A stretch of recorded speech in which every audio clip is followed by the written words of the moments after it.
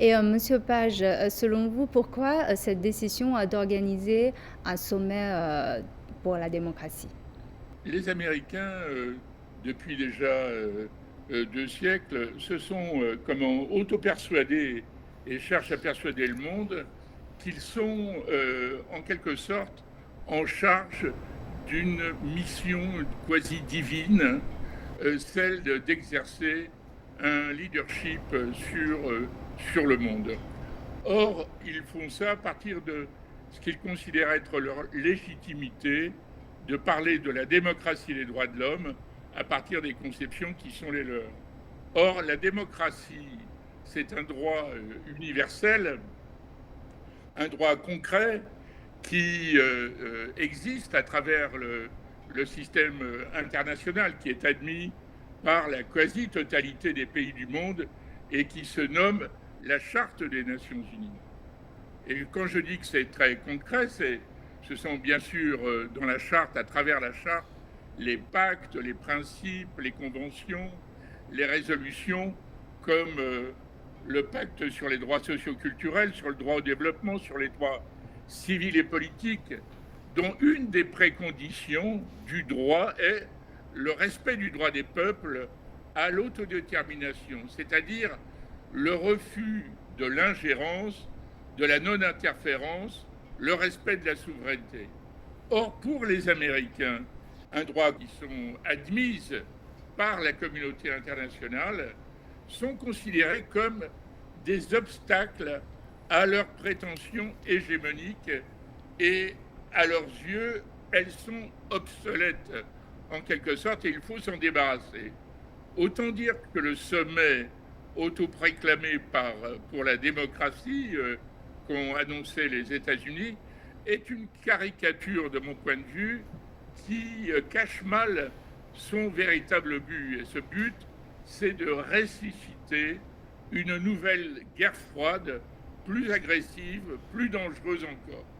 Et je pense qu'en fait, s'il y avait sommet sur la démocratie à organiser, les Américains devraient réunir ce sommet exclusivement pour eux-mêmes.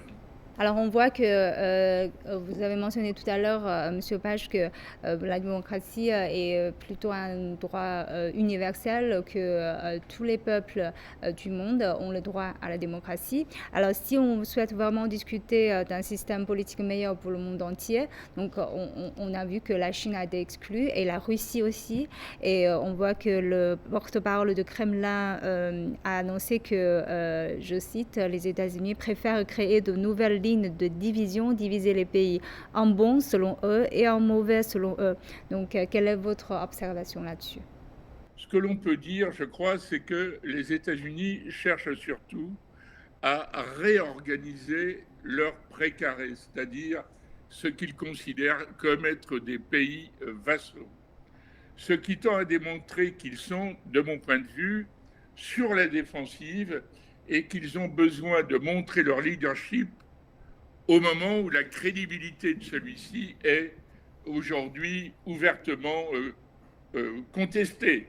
Alors il y a la question qui est largement posée, qui est celle de Taïwan. Taïwan qui est invité à ce sommet. À mes yeux, c'est une provocation absolument délibérée. Le régime fantoche de Taïwan, on le sait, n'est pas reconnu par les Nations Unies. Taïwan a d'ailleurs été exclu du système des Nations Unies en 1971 pour avoir occupé illégalement le siège de la Chine. Taïwan est une province chinoise. Et en fait, je pense que cette nouvelle action des États-Unis masque assez mal le fait qu'elle vise à consolider les liens des États-Unis avec Taïwan. L'objectif donc est, à travers cette invitation à Taïwan, d'entretenir les tensions, de continuer à entretenir les tensions avec la Chine, ce que l'on pourrait dire être une conflictualité permanente et dangereuse, dont d'ailleurs les provocations en mer de Chine sont les exemples les plus fréquents. En fait, je crois qu'il n'est pas difficile de constater que l'hégémonie des États-Unis, la volonté hégémonique des États-Unis est aujourd'hui menacée, et je pense que c'est une des conséquences de la crise du système capitaliste. Et donc, je serais tenté de dire que l'approche de la démocratie, l'approche des droits de l'homme, qui est celle des États-Unis, est une approche complètement anachronique et qui va à l'encontre des tendances qui s'expriment aujourd'hui dans le monde, notamment en faveur du dialogue, de la coopération, de ce que le président Xi Jinping évoque à travers cette communauté de destin. Nous vivons dans une période radicalement nouvelle, nous vivons dans une période qui appelle plus de coopération, plus d'échanges, plus de dialogue, et sur un pied d'égalité.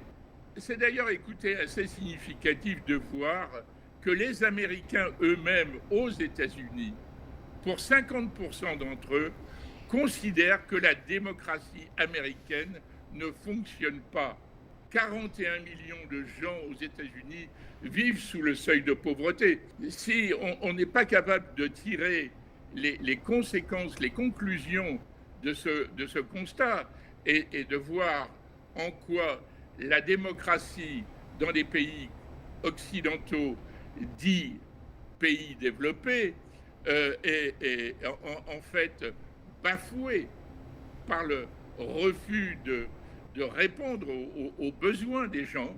Et je crois qu'on a une assez bonne image de deux démarches, de deux visions, d'un système de valeurs qui, d'un côté, le système de valeurs occidental est en déclin et contesté de plus en plus ouvertement. Et c'est pourquoi les États-Unis réagissent de manière très défensive avec ce sommet.